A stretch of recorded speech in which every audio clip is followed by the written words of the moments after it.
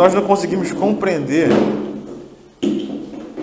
tanto por meio da palavra e por meio da palavra, enxergar tudo o que está acontecendo e em que ponto da história nós estamos, nós vamos viver como todo mundo vive aí, né? Tendo esperança nas coisas dessa terra, gastando nossa energia somente em função dessa terra. Mas quando nós compreendemos por meio da palavra e do Espírito em que momento que nós estamos vivendo, nós podemos canalizar a nossa energia e o nosso tempo para cooperar com o Senhor no seu propósito, né? Porque se nós somos cristãos, e se nós levamos esse nome, né? Cristãos, crentes, acho que a prioridade da nossa vida deveria ser cooperar com o Senhor na sua obra, né? Nada deveria estar acima disso, né? E quando eu falo de cooperar com o Senhor na sua obra, é em todos os aspectos da nossa vida, né? Todos os aspectos. Como nós levamos nossa vida, como nós levamos a criação dos nossos filhos, o nosso proceder do nosso trabalho, o nosso testemunho. O foco deveria ser cooperar com o Senhor no testemunho da igreja, né? Então, quando nós compreendemos, e nós estamos aqui hoje buscando compreender, a nossa visão parece que sai um véu, né? O véu cai e nós enxergamos nitidamente. E graças ao Senhor que Ele tem nos possibilitado, né? E tem nos dado graça para nós tocarmos em assuntos que dificilmente a gente vê irmãos tocando, né? E o assunto que nós estamos tocando é justamente esse. É do joio e do trigo que foram plantados no mundo, né? Mateus capítulo 13. Nós iniciamos semana passada essa parábola, que é a segunda parábola do capítulo 13 de Mateus. Eu vou retomar aqui alguns pontos, para alguns irmãos que não acompanharam, né? Estarem situados no que nós estamos falando. Primeiramente, irmãos, essas 7 parábolas do capítulo 13 são parábolas proféticas, ou seja, apontam para algo no futuro. Claro que nós podemos extrair ali ensinamentos para o nosso dia a dia. Isso não está errado, né? E devemos fazer isso. Mas a ideia central das 7 parábolas era mostrar para os discípulos e para a igreja tudo o que aconteceria na história, desde a semeadura até a colheita. Tudo o que aconteceria na história da igreja. E lendo essas parábolas, irmãos, nós podemos glorificar o Senhor, porque aqui ele mostra a sua presciência de tudo que aconteceria. Né? Então vimos que, claro, nós sabemos e nós cremos, mas o Senhor mostra aqui que Ele também é Deus, porque Ele aponta a história da igreja e tudo que aconteceria. E nós estamos nos detendo na segunda parábola que fala justamente isso, irmãos. Do joio sendo plantado junto com o trigo no mundo.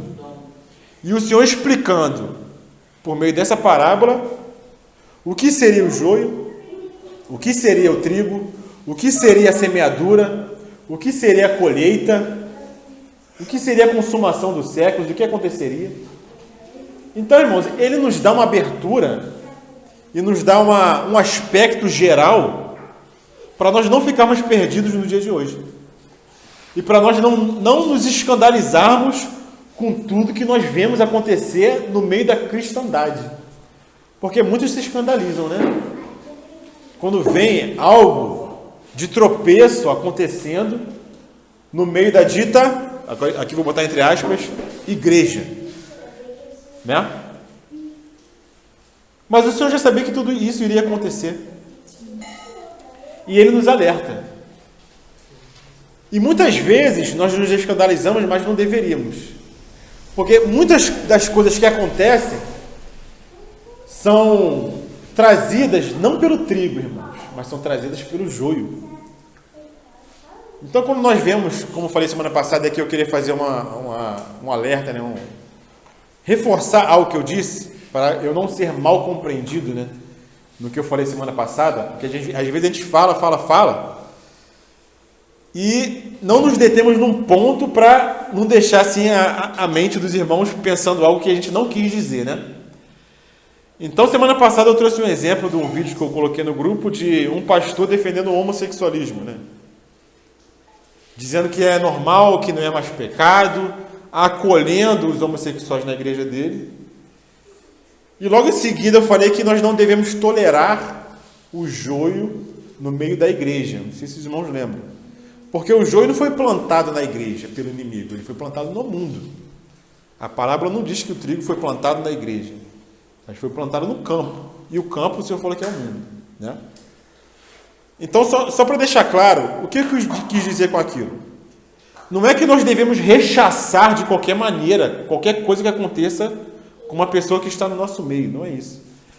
Primeiramente, nós devemos mostrar o quê? Amor e misericórdia, irmãos. Em primeiro lugar, né? E com relação ao que eu citei do pastor que está acolhendo gays, dizendo que isso é normal, não é que nós não devamos acolher, não é isso que eu quis dizer, né? Só reforçando para não deixar mal entendido. Nós devemos acolher qualquer um que chegue no nosso meio. Qualquer um deve ser acolhido, irmãos, com amor, com carinho, com misericórdia, com graça.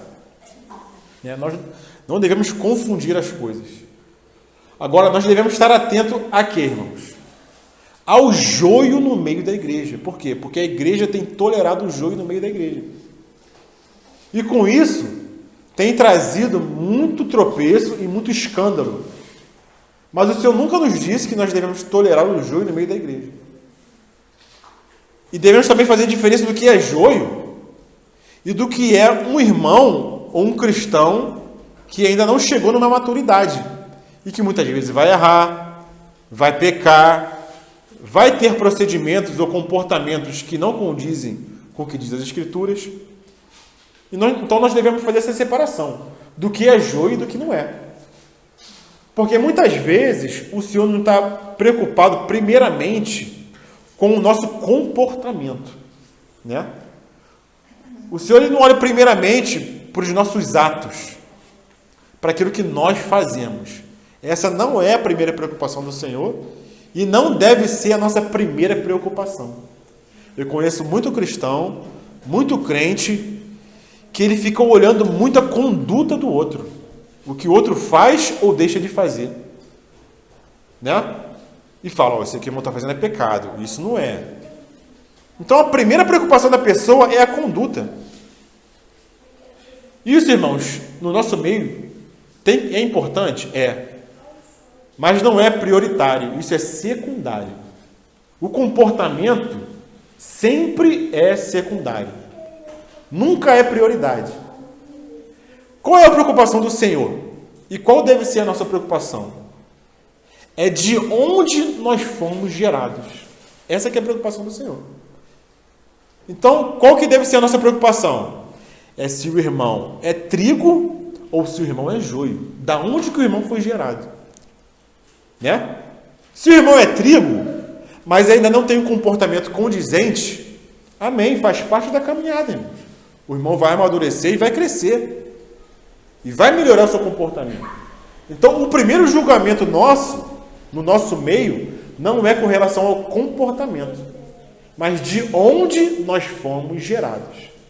Porque o joio, ele pode ter um comportamento aparentemente bonitinho, ou aquela pessoa ali, aparentemente é um cristão exemplar. Mas, irmãos, se for joio, não adianta. Porque aquilo é só um comportamento externo. E quantas vezes um comportamento externo não engana as pessoas, né? A pessoa tem ali uma aparência, e justamente nessa parábola do joio e do trigo, o Senhor quer nos mostrar uma aparência de reino. Por isso que ele fala, o reino dos céus é semelhante a... Sempre quando aparece esse termo, essa expressão, o reino dos céus é semelhante, é porque o Senhor quer mostrar também, além de uma realidade do reino, algo que parece ser, mas não é. Então é uma aparência de reino. E outra coisa que eu queria pontuar, que eu falei semana passada, mas para deixar bem claro. Eu falei que o mundo, ele enxerga o reino, né?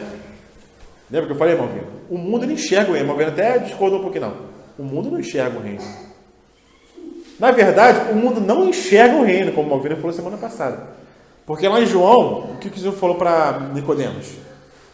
Se não nascer de novo, você não pode ver o reino. E se não nascer da água do Espírito, você não pode entrar no reino. Então, verdadeiramente, o mundo não vê o reino. Mas o que o mundo vê? Isso que eu queria pontuar, né? O que o mundo vê? Ele vê a aparência do reino. A aparência ele vê. Mas como o Senhor falou em João capítulo 14, que o reino não vem com aparência exterior, irmãos. Ele fez esse alerta. O Senhor, ele nos fez esse alerta. O reino dos céus não vem com visível aparência. E não vão dizer ele lá ou ele cá. Porque o reino dos céus está no meio de vós. Então, o que o mundo enxerga, irmãos, é uma aparência de reino. Eu até citei os muçulmanos, né? Quando eles olham para o Ocidente, eles acham que todo o Ocidente é o quê? Cristão. Mas eles não estão vendo o reino, eles estão vendo uma aparência de reino, né? Então, quando nós julgamos, irmãos, as coisas no meio da igreja, porque tem que haver uma disciplina eclesiástica no nosso meio, nós não devemos julgar pela aparência exterior, mas devemos julgar pelo reto juízo, né? Então, nós temos que ver o quê? Da onde aquela pessoa é gerada. E como que nós vamos ver isso, irmãos? Qual é a maneira de nós julgarmos as coisas no meio da igreja? Lá no capítulo 12 de Mateus, fala que nós conhecemos a árvore como? Pelo fruto. Pelo fruto nós conhecemos a árvore. Quando nós plantamos uma semente, foi a aula que eu dei para as crianças na semana passada, né? O fruto vem imediatamente, irmãos? Não vem, né? Não. Temos aqui um especialista, né, no assunto. Pô, tem que esperar um tempo, irmãos. Então, nós não devemos julgar de modo apressado as coisas no nosso meio.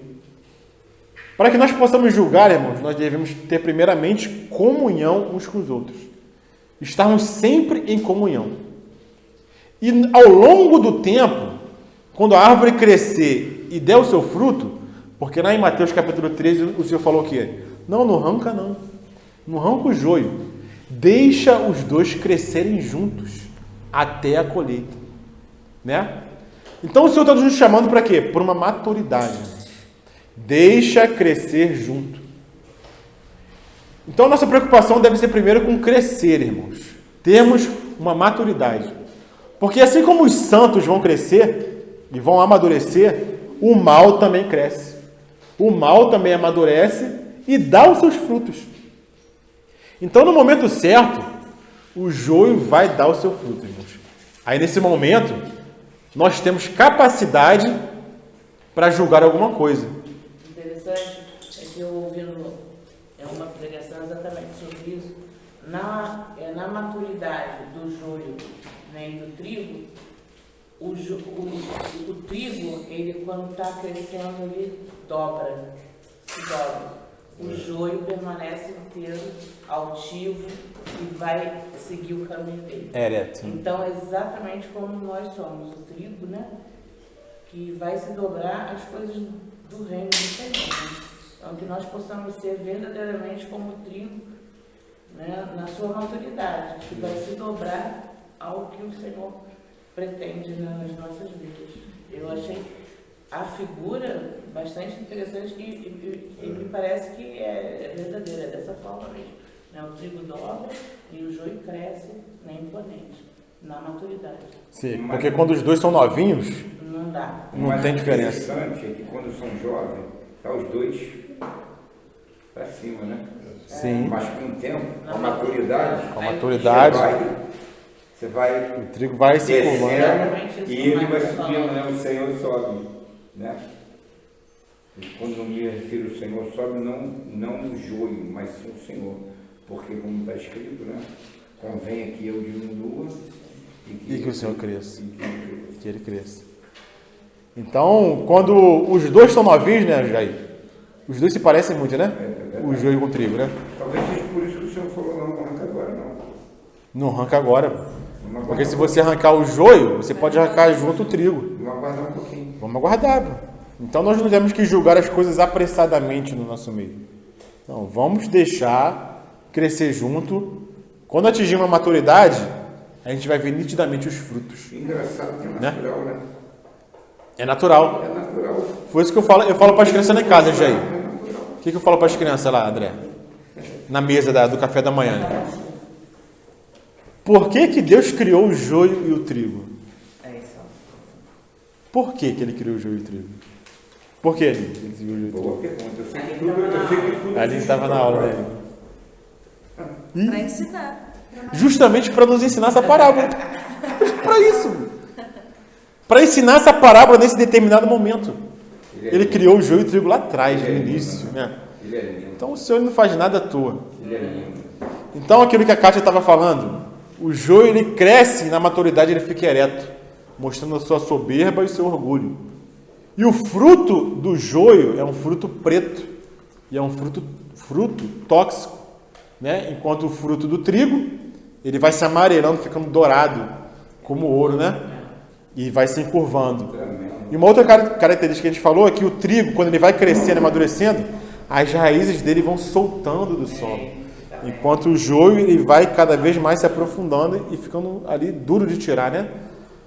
Agarrado às coisas terrenas. Agarrado às coisas dessa terra, né? Coisa, né? Então isso é tremendo, né? Falando disso, não sei se eu já compartilhei com os irmãos, eu tenho um rio que passa em frente à minha casa, né? Assim, na beira da minha casa. E esse rio é tremendo como Deus trata, tudo tem um porquê, tem um encaixe, né? De manhã, André, 6 horas da manhã, a água está cristalina, límpida, né? Uma coisa extraordinária. Com o passar das horas, a água vai ficando escura. O que eu tiro disso? Que o Senhor, toda manhã, Ele faz nova as suas misericórdias em nós. A água mostra o que Ele faz em nós. Ele nos purifica toda manhã. Está escrito que é pela manhã que Ele renova as misericórdias sobre a nossa vida. Amém. Como na história do Basta trigo, nós, né? Hã? Basta nós escolhermos se vamos continuar limpo ou se vamos nos sujar o Exatamente, é uma escolha, né? Nós podemos. Então aprendendo com as coisas criadas, né? Nós aprendemos do Senhor com tudo aquilo que Ele criou. Né? E Ele criou tudo isso para nós aprendermos justamente dele. Né? Com propósito. Existe um propósito, sempre um propósito. Sempre existe um propósito. Tremendo, né? Ele é lindo, né? Então vamos lá, Mateus, irmãos, para a gente extrair mais ensinamento aqui dessa parábola. Amém. Mateus capítulo 13. Então nós temos que ter em mente, irmãos, quando nós vemos a parábola o quê? Que essas parábolas são parábolas proféticas que estavam apontando para acontecimentos futuros. Então, por isso a primeira parábola é a parábola do semeador. O Senhor semeando a boa semente. E naquela primeira parábola, a semente era quem? Era a palavra do reino. Mas nessa segunda parábola, a semente já não é mais a palavra do reino. Já são os filhos do reino. Porque a palavra do reino gerou filhos do reino. Né? Então a segunda parábola está um pouquinho mais avançada no tempo. Mas ela cobra a extensão.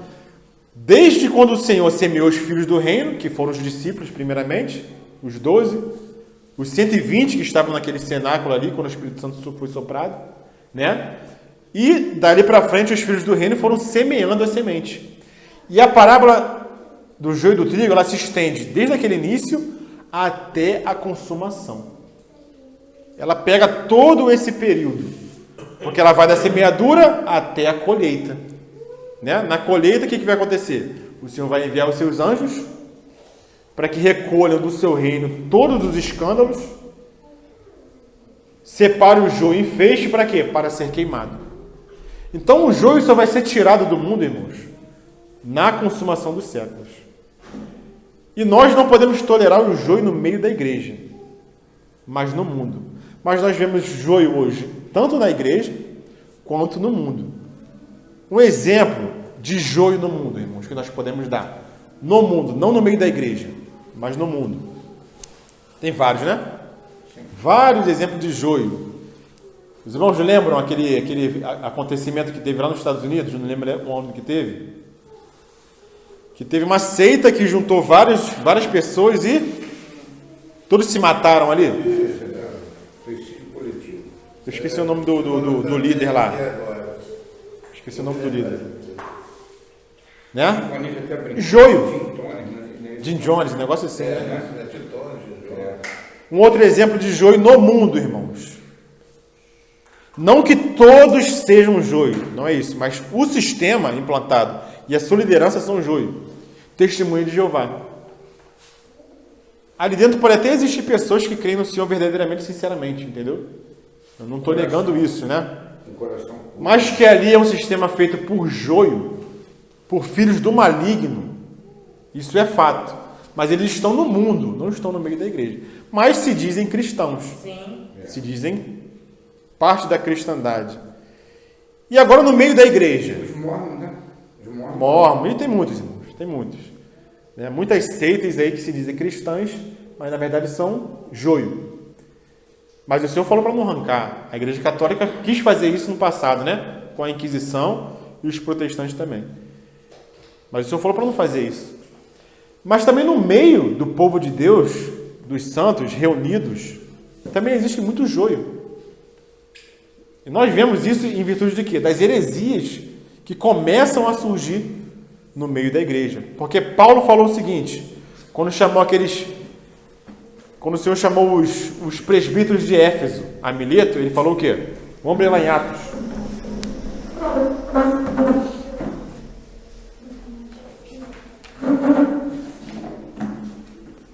Atos capítulo 20.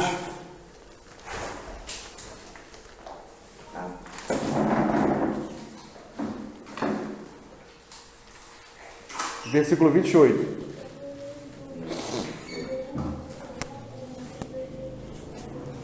Atos 20 e 28.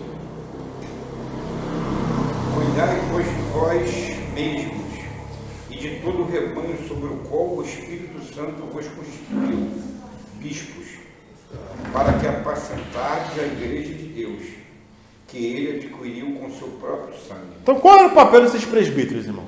Qual era o papel deles? Apacentar, pastorear o rebanho de Deus, certo? Então, esse é o papel da liderança, esse é o papel do presbítero, esse é o papel do pastor. Pastorear e cuidar do rebanho de Deus. E Paulo fala o porquê que ele chamou esses presbíteros, dando esse alerta para eles. Ele continua no versículo 29. Porque eu sei que depois da minha partida, entre vós penetrarão lobos vorazes.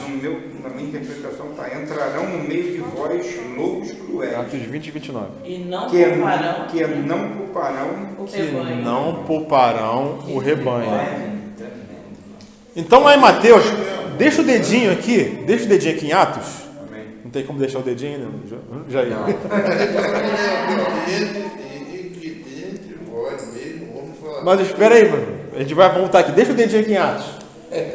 Volta aqui em Mateus, capítulo 13, versículo 25. 13, 25? 13 e 25 de Mateus, porque ele fala o seguinte: Mas enquanto os homens dormiam, Mateus 13, 25. Enquanto os homens dormiam, veio o inimigo dele, ou seja, do semeador, que é o Senhor, e semeou o joio no meio do trigo e retirou-se. O que quer dizer para nós esse enquanto os homens dormiam? Semana passada a gente falou de dois aspectos dessa questão dos homens dormirem, né? Um aspecto é o quê? A Bíblia fala que dormir está distraído.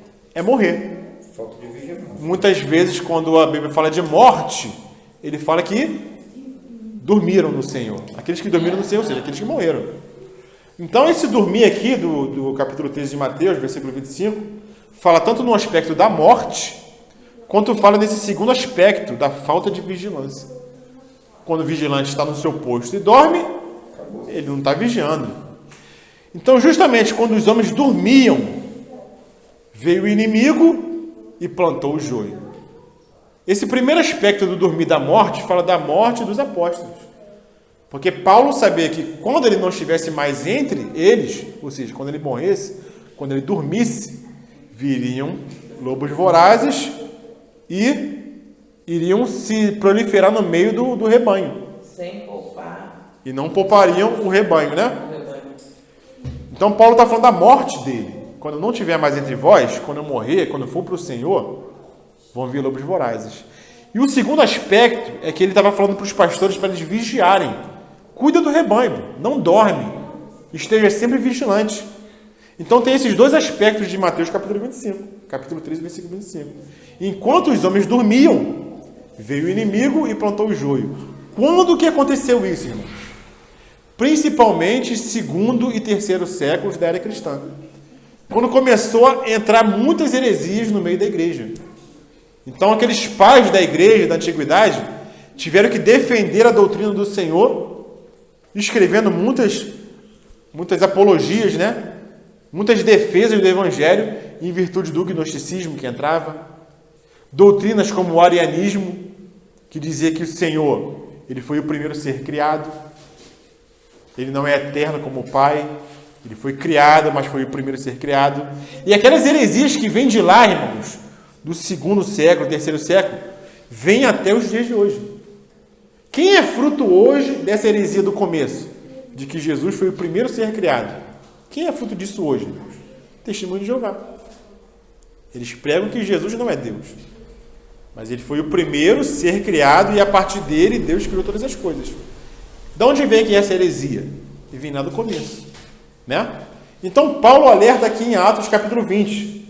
Agora versículo 30, né? 29. Eu sei que depois da minha partida, entre vós penetrarão lobos vorazes que não pouparão o rebanho. 30. E que dentre vós mesmos se levantarão homens falando coisas pervertidas para arrastar os discípulos atrás dele. Portanto, vigiai, lembrando-vos de que por 3 anos, noite e dia, não cessei de admoestar com lágrimas a cada um. Então, inclusive, irmãos, do meio do povo de Deus, esses lobos surgiriam, né? E devorariam o rebanho com essas heresias. Então, o joio foi plantado. Isso foi um fato que aconteceu, em virtude de que os homens não vigiaram. Aí, semana passada, nós entramos na questão de que nós devemos vigiar, irmãos, em todos os aspectos da nossa vida. Porque como os líderes têm que vigiar em virtude do rebanho, porque são eles que pastoreiam o rebanho de Deus, que Deus comprou com o seu próprio sangue, cada um de nós também deve vigiar. Cada um de nós também não podemos dormir, irmãos. Porque se nós dormirmos, o inimigo não dorme. Ele é como um leão, rugindo, buscando a quem possa tragar. E se nós dormirmos no ponto, irmãos, são portas abertas para o inimigo entrar na nossa vida e também no seio da igreja. Interessante demais, porque a própria palavra fala que nós devemos, né, vigiar e orar em todo o tempo. Né? Nós fomos chamados para quê? Para viver tranquilamente, no bem bom, já fomos salvos, agora vamos aqui louvar, festejar, ou nós fomos chamados para uma guerra, irmãos? Soldado, né? Nós fomos alistados para uma guerra, irmãos, para estarmos sempre vigilantes. E olha que o inimigo é sutil. Ele é sutil, porque enquanto os homens dormiram, ele foi lá e plantou o joio e se ausentou. E até os anjos, quando indagaram o Senhor em Mateus capítulo 3, Senhor, da onde que veio esse joio? O Senhor não plantou o trigo, plantou a boa semente? De onde que veio isso? Nem os anjos conseguiram discernir de onde que veio aquilo. Então o Senhor tem que explicar, né? Foi o inimigo que plantou enquanto os homens dormiam. Então vamos voltar aqui para Mateus. Mateus, o que os anjos... Capítulo 13. Não, que os anjos perguntam. Mateus 13. Mateus 13? Mateus 13, vamos achar aqui. Versículo 27, Mateus 13. Então, vindo os servos do dono da casa, logo mais à frente, o Senhor explica que esses servos são os anjos, lhe disseram: Senhor, não semeaste boa semente no teu campo? De onde vem, pois, o joio? Aí o Senhor explica, né? Ele, porém, lhes respondeu: o inimigo fez isso. Mas os servos lhe perguntaram: queres que vamos e arranquemos o joio? O Senhor responde: não, replicou ele, para que ao separar o joio, não arranqueis também com ele o trigo. Porque quando são novinhos, são parecidos. Então deixa crescer. Deixa-os crescer juntos até a colheita. E no tempo da colheita direi aos ceifeiros, que são os anjos: ajuntai primeiro o joio, atai-o em feixes para ser queimado, mas o trigo recolhei-o no meu celeiro. E a explicação está a partir do versículo 36. Que os discípulos pedem para ele, né? Explica-nos a parábola do joio no campo. Então ele responde, e ele respondeu: o que semeia boa semente é o Filho do Homem. O campo é o mundo, não é a igreja. Então se eu explico, quem é o campo? O que é o campo? O campo é o mundo. No mesmo lugar que foi plantado o joio, foi plantado o trigo, no mundo, né? A boa semente são os filhos do reino. Os joios são os filhos do maligno. O inimigo que semeou é o diabo, é Satanás. A ceifa é a consumação do século. E os ceifeiros são os anjos. Pois assim como o joio é colhido e lançado no fogo, assim será na consumação do século. Mandará o Filho do Homem os seus anjos, que ajuntarão do seu reino todos os escândalos e os que praticam a iniquidade, e os lançarão na fornalha acesa. Ali haverá choro e ranger de dentes. 43. Então os justos resplandecerão como o sol no reino de seu Pai. Quem tem ouvidos para ouvir, que ouça. Então nós temos que ter ouvidos para entender essa parábola. Que é justamente o que nós estamos fazendo aqui na noite de hoje, né? Tentando compreender essa parábola, que é a parábola seguinte da parábola do semeador, na história do tempo. Nós temos que ter sempre isso em mente, irmãos. Quando que aconteceu essas coisas? Essa parábola se desenrola desde o início até o final. Até hoje, o inimigo tem plantado o joio. Não foi só no início. Lá foi o começo, século II, século III. O principal que o inimigo plantou. Aquelas heresias que percorrem até o dia de hoje. Né? E outro aspecto que nós temos que estar atentos, irmãos, é quando o Senhor fala assim, versículo 30. Deixai crescer juntos até quando, irmãos? Até a colheita. E no tempo da colheita, direi aos ceifeiros: juntai primeiro o joio, atai-o em feixes para ser queimado, mas o trigo recolhei-o no meu celeiro. Ou seja, quando fala de recolher o trigo, o Senhor está falando aqui no arrebatamento da igreja. O arrebatamento vai acontecer quando o trigo estiver maduro. Por isso que Pedro fala na sua epístola que nós devemos apressar a vinda do Senhor. Como que nós podemos apressar a vinda do Senhor, irmãos? Com a nossa maturidade, com o nosso crescimento do reino. Quando o Senhor enxergar que o seu reino, os filhos do reino estão maduros, estão no ponto para ser colhido, aí vai se dar o arrebatamento. Eu creio que esse ponto está próximo, irmãos, da igreja ser recolhida. Mas um aspecto que o Senhor fala aqui é que quando a igreja for recolhida, ela não vai ser levada para a casa do fazendeiro. Quando o trigo for recolhido, ele vai ser levado para onde, irmãos? Para o celeiro. O celeiro é um lugar que fica entre o campo e a casa do fazendeiro. O celeiro não é a casa do fazendeiro, certo? O celeiro é mais ou menos o meio do caminho. Então o que isso quer nos ensinar? No arrebatamento, nós não vamos ser levados para o trono. Muitos acham que vão estar no céu, vão estar lá e acabou tudo e deu, né? Não. Quando nós formos arrebatados, irmãos, nós vamos ser levados para o celeiro. E onde fica esse celeiro? Fica no meio do caminho, entre o campo e o trono do Pai, que é a casa do fazendeiro, certo? Esse lugar, irmão, fica nos ares. Porque quando o Senhor for arrebatar a sua igreja, Ele vai vir ao encontro da sua igreja. Ele vai sair do seu lugar e vai vir até o encontro. E vai parar em um determinado local nos ares. Ele vai parar ali e dali ele vai recolher a sua igreja. Aquele filho varão de Apocalipse capítulo 12. que a mulher vai dar à luz, né? Aquele fruto maduro. Vamos confirmar isso com uma passagem lá em Tessalonicenses, irmãos. Capítulo 4, versículo 17.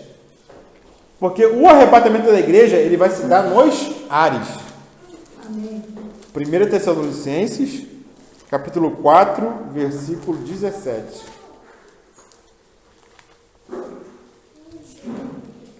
Vamos ler até a partir do versículo 13, né? De novo para mim, Tessalonicenses. 4, 13. Não queremos, porém, irmãos, que sejais ignorantes acerca dos que já dormem, para que não vos entristeçais como os outros que não têm esperança.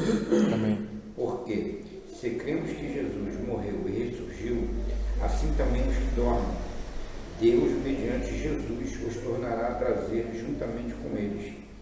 Dizendo-vos, pois, isto pela palavra do Senhor, que nós, os que ficamos vivos, para a vinda do Senhor, de modo algum pereceremos os que já dormem. Precederemos os que já dormem.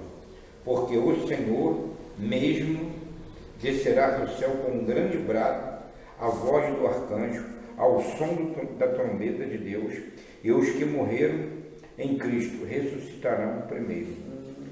Depois nós, os que ficamos vivos, seremos arrebatados juntamente com eles, nas nuvens, ao encontro do Senhor nos ares, e assim estaremos para sempre com o Senhor.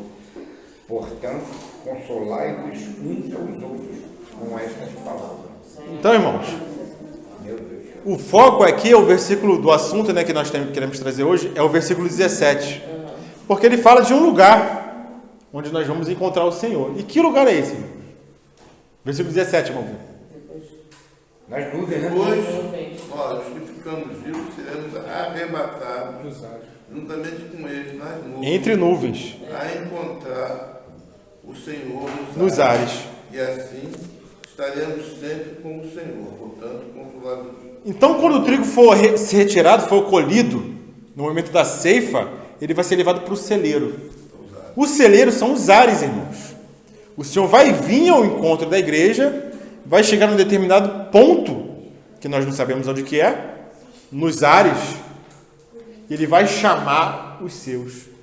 E nós nos encontraremos com o Senhor nesse lugar. E ali, irmãos, vai ser feita o quê? As bodas do Cordeiro. Aleluia. Nesse lugar. Com corpos transformados. Com corpos glorificados. Aqueles que morreram em Cristo ressuscitarão primeiro. E nós, os que permanecermos vivos, seremos transformados e levados juntamente com Ele. Mas esse lugar é nos ares.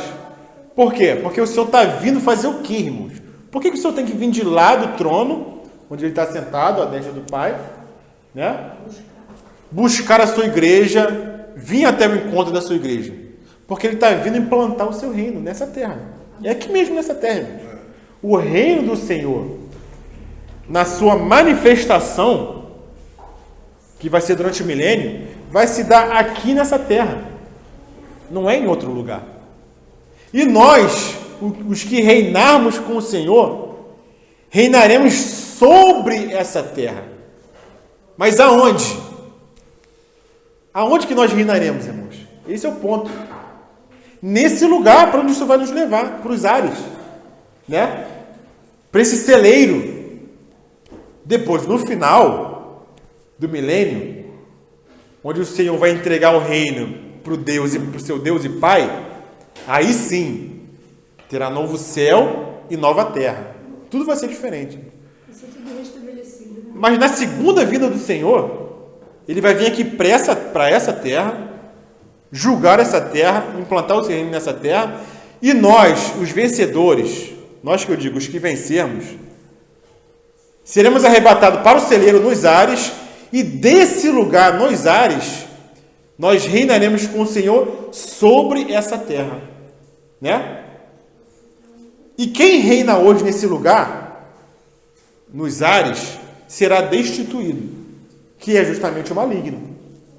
O maligno, ele reina nos lugares celestiais. Mas ele reina sobre essa terra. Mas o Senhor vai expulsar dali o inimigo, vai expulsar Satanás e seus demônios, e vai colocar ali os santos do Senhor, juntamente com o Senhor reinando nos lugares celestiais.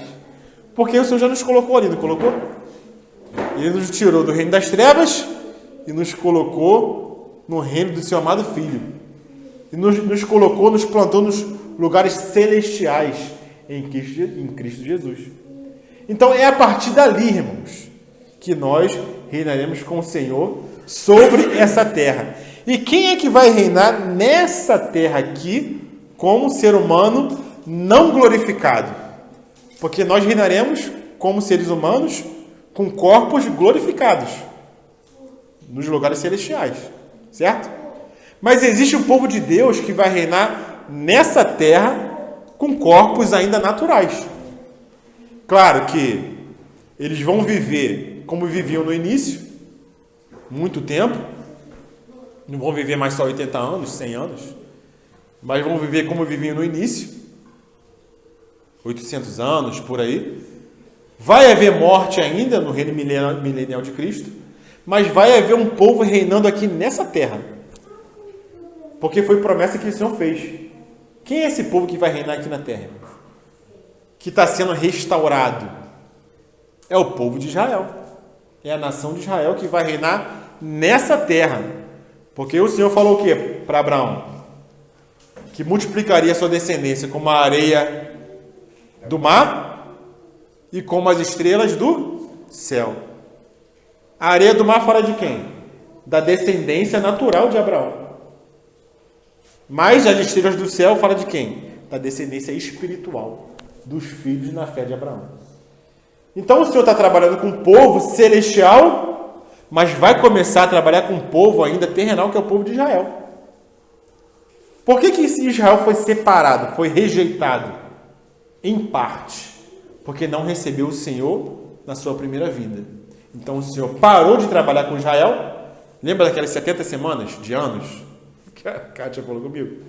70 semanas de anos de Daniel. O Senhor trabalhou até a semana 69 e não completou a última semana de anos, que são 7 anos. A última semana de anos. Ele parou porque Israel rejeitou o Messias.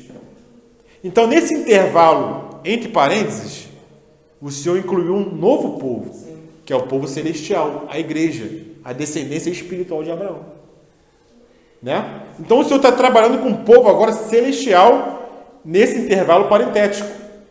E parou de trabalhar com Israel. Mas ele vai voltar a trabalhar com Israel nessa última semana, quando ele arrebatar a sua igreja. Porque o Senhor não trabalha com dois povos na terra. Ele não trabalha com dois povos. O Senhor tem um povo na terra. Como Israel rejeitou, o Senhor tomou dentre os gentios um outro povo, que não era povo. E fez uma nova aliança com esse povo. E prometeu um reino celestial.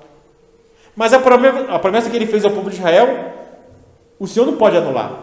Permanece. Porque a promessa que ele fez, ele não volta atrás.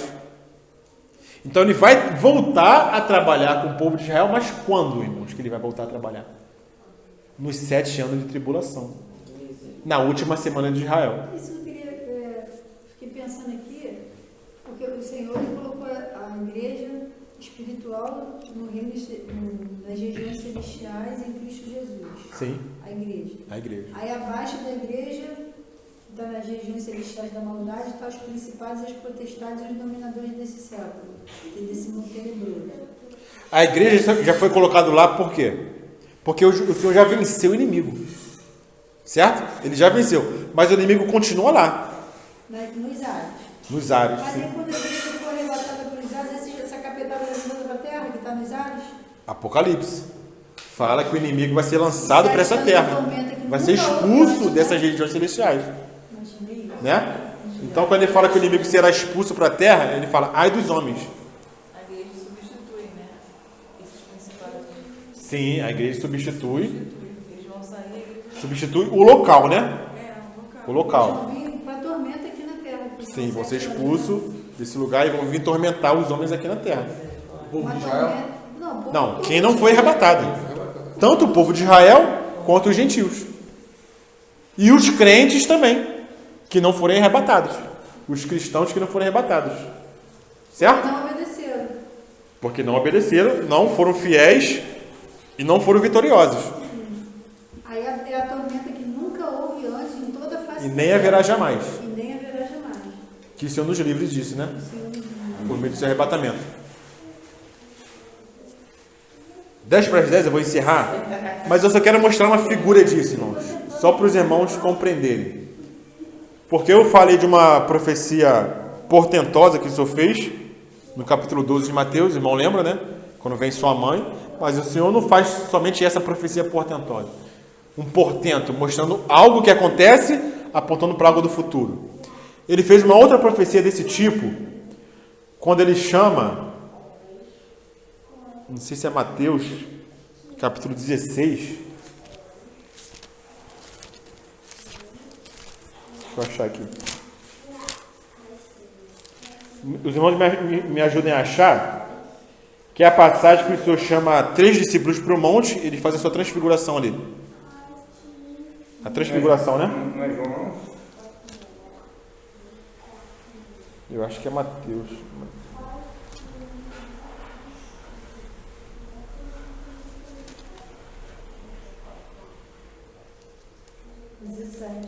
Mateus 17? Isso. Mateus 17. Então isso aqui, irmãos, o Senhor está fazendo um portento aqui. Ele faz algo aqui na terra, algo visível, mas querendo mostrar algo que vai acontecer no futuro. Isso é um portento. Né? Então o que o Senhor faz aqui? Eu não vou ler, mas os irmãos sabem o que aconteceu. Quem ele chamou para subir ao monte? Pedro, Tiago e João. Certo? Ele chamou 3 discípulos para subir. Quando ele chama 3 discípulos para subir o monte, isso é figura do arrebatamento. Certo? Chamou 3 para subir ao monte. E lá no monte o que aconteceu? Eles viram Cristo glorificado. Eles viram Cristo no seu reino. Certo? Nem todos os discípulos viram Cristo no seu reino. 9 ficaram aqui na terra. Somente 3 foram levados para ver. Figura do arrebatamento. Vendo Cristo glorificado no seu reino. Certo? Quem ficou aqui na terra, ou seja, quem ficou no monte embaixo, não subiu o monte, quem não foi arrebatado como figura, o que aconteceu com os outros que não subiram? Se os irmãos lerem, vocês vão ver. Foi alguém lá pedir para eles expulsarem um demônio do filho, eles conseguiram expulsar? Não conseguiram. Então os crentes aqui na terra, que não forem arrebatados e ficarem aqui, eles vão enfrentar o poder do maligno e não vão vencer. Essa é a figura desse episódio da transfiguração. Parte da igreja vai ser arrebatada. Quem não for arrebatado vai ficar, vai enfrentar o inimigo, vai enfrentar Satanás e não vai prevalecer. Não vai vencer o inimigo. Somente quando o Senhor voltar, Ele mesmo vai derrotar o inimigo. Porque quando o Senhor desce do monte, o que acontece? Aquela pessoa vai lá ao Senhor, poxa, eu levei aqui meu filho para os seus discípulos e não puderam expulsar. Aí o Senhor faz o quê? Vai e expulsa. Somente o Senhor, no final da tribulação, quando ele se manifestar nessa terra, ele vai vencer o inimigo. Vai vencer o anticristo, vai vencer o falso profeta e vai lançar eles vivos para a geena.